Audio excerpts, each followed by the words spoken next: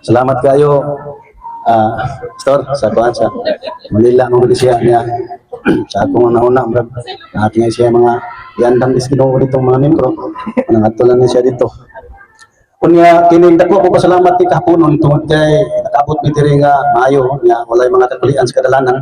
Kay bisan pagudsaon din nato. Di malanggamon yung tao no na akin nang gitawag nga mga aksidente sa kadalanan pero tungod kay atong maging kanunay yung ilhon na tungod sa Ginoo, safety ta kanunay. Kaya di ata karon sa panimalay ni Sister Edith niya atol man sa iyang adlaw nga tawhan. Niya na magadidaghan kay ini mga balon. Niya na apoy happy birthday. Niya mo ni nga kini nga adlaw medyo murag design siya nga natumong pud nga mamisita mi labi na gyud ni Exoong Lapchoy. Niya ni John Lap na medyo busy siya tingali siya dito sa Pikas. Pero sige lang kay at least nakita na po na po si Lapchoy nga nagsara po na po makita at simbahan. Pero ako na po nga dili ni siya mo undang pastor no. Matud pa sa imong nga encouragement nga kini dili ta mamaya.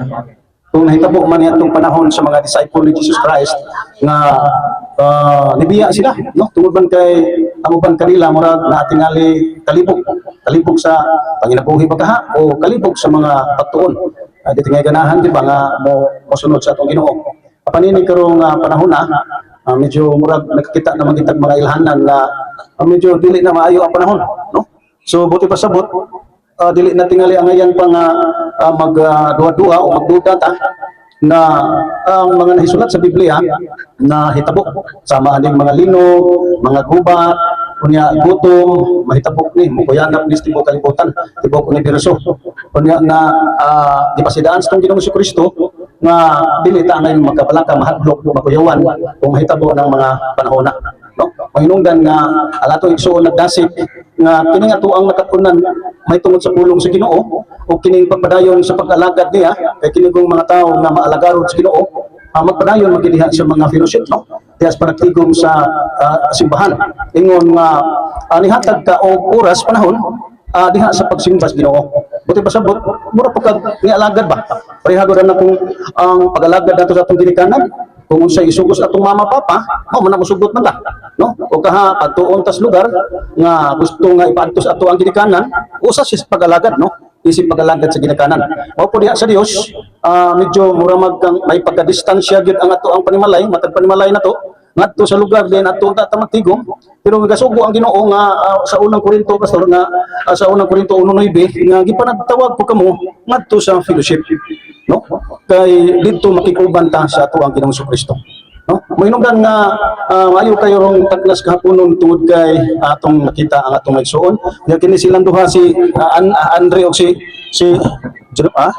Yubin no Ruben Liubin si Liubin wala gina perti ka madasigon ang gini bataa murag ka tanaw no kini bataa sahay lamat sa Ginoo ni bataa ano nga conviction ba no kondiktado siya nga si Andre magnaas man ang ayan mapuning kutis ni Andre naas mapugay ni siya og kutis mao nga ako siya giagda nga magpastor ta nya nara nimo no kung naas ang imong ganahan kay ato kas Amerika tuwa man mong mama dito no depende mo guna kay mintras buhi pa daghan tag ambisyon daghan tag planos kinabuhi pero kinahanglan din nato kalimtan Brad Andre na diha sa Santiago 4:13-14 daghan kay nangandoy og kanang magmaayo ang kaugmaon nabang mingon sila nga adto ko dito sa gawas kay manarbaho ko ali pero ko basa kay para makita nato ang balang kasulatan basaha pastor Santiago 4:13 ngatos 14 pamati kamo kanako kamo nga nag-ingon karon og ugma badto kami sa usa ka syudad ug dito kami mopuyo sa usa ka tuig magnegosyo kami og magtigom og daghang kwarta kasi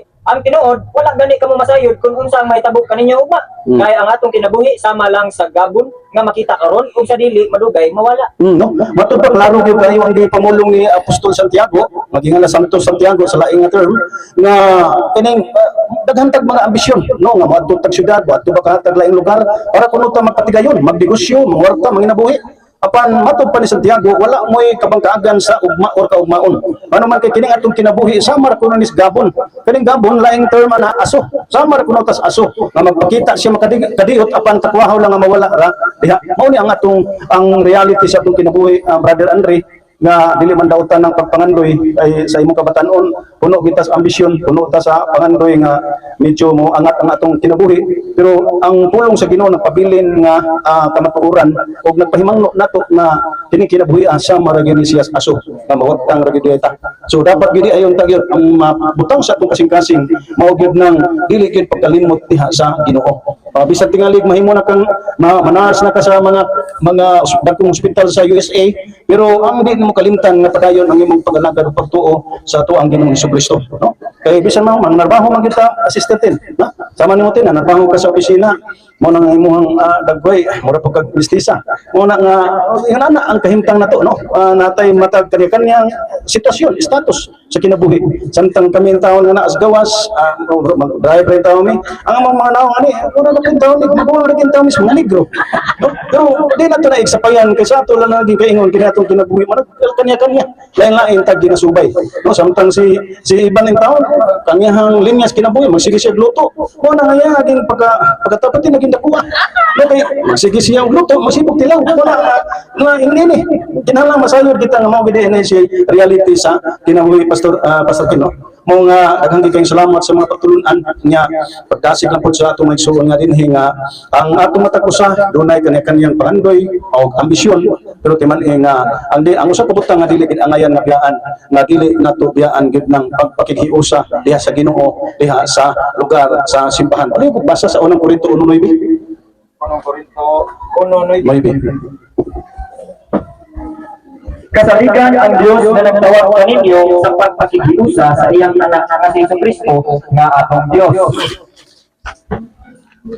Okay, no? Ang pulong sa Ginoo, labihan ka tinaw nga nagpahinumdum ka nato nga kasaligan kuno ang Ginoo nga nagtawag ka nato ngadto sa gitawag nga pakig-ambitay. Apan kung nato tanaw sa English nga pagkasulti niya na ngadto sa fellowship, no? Ngadto sa kauban sa iyang bugtong anak nga si Ginoong Hesukristo. So kini nga atong pagpakigtuygon diha sa balay tigumanan mao ni siya paghigihusa nato sa Dios, paghigihusa ni Ginoong Hesukristo. Mao to hinungdan nga ang mga kaigsunan nga medyo o dili na nato ikita, medyo do na mamagumitahas, no? Do na may mission sa visitation team, dugay naman ginining dugay na kayo ning pundukan nga gibuo, no? Panahon pagit sa former pastor nato tino.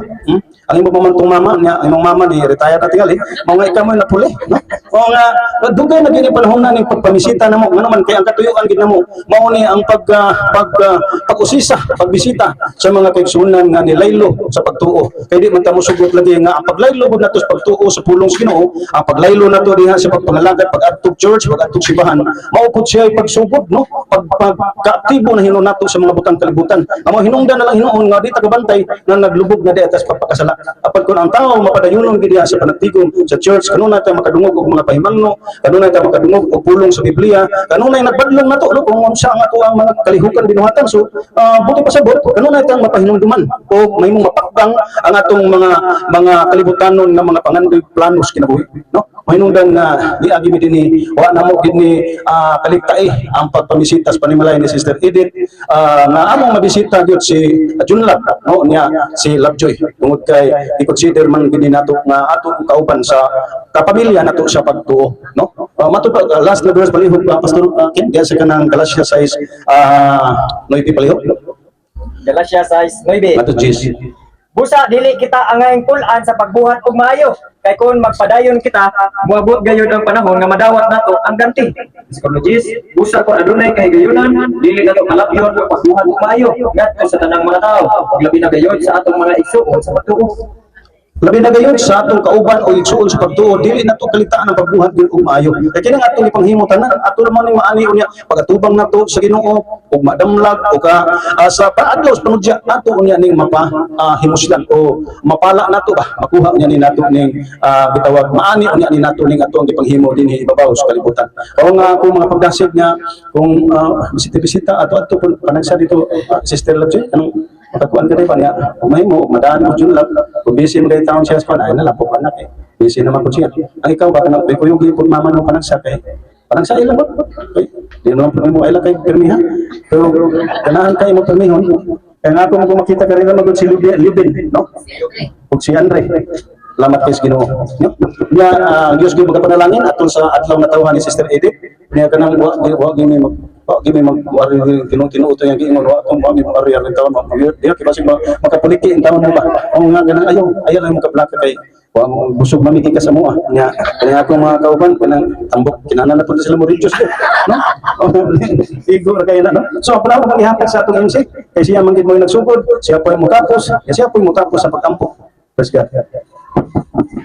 Salamat sa tulong.